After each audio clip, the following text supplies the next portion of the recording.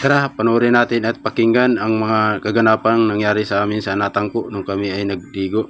Habang ako ay nag-video, ay may nakita ko dalawang lalaking maliligat. Nag-aintay ng barko. Tapos dini ay nagayaya si Idol Marvin Marilla. Matalon daw kami dini ay. May sayaw pa. Baka kita ay mabingot sa pagtalon dyan. Tapos iring apat ay nagaligo ay nakahawak sa bato.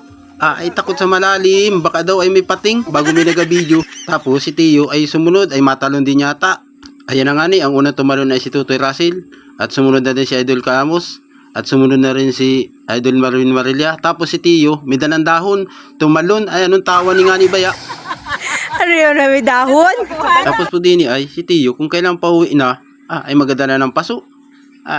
Para sa Natangko yun, pati kawayan ay dala, balintang piyungin eh. Ay napagalitan man din ni Idol. Ang dami sa kandaw niyan, dito ka mamadayo sa Natangko. Tapos sinundan pa ni nga ni Baya man din. Babat, nakakahiya ka pa. Man din, balintang piyungin eh. Dini po nga ay nakasakay na kami sa bangka at kami po ay pauwi na. Ay kaya naman ang babay nila din sa Natangko. Ay wala namang pasalubong. Tapos po din ay kung kailan pa uwi na, ay tuloy pa rin ang inom ni Tio. Napamigay pa yung berayo. Ay talaga nang uhuway, nagapandami pa ng kasama. Ay ano ka na Tio? Ay balikan tampuyungin na. Napamigay parang kandidato. Ano na yan?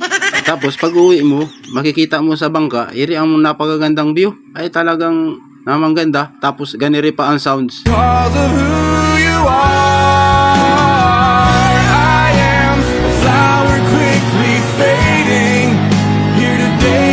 Ay solid man din ang lakad at napakasaya pa. Sama-sama pang magkakaibigan. Ay maraming pang salamat po ulit kay Ma'am Ginalyn. Tapos napadaan pa kami din ay sa Beaudic. Ay nabidyuhan man din ni Tia Reo. Ay mga muryon. Ay kamukha ko na nga niyan. Ay ano na yan. Tapos bumaba pa si Tio. Magpapicture pa yata.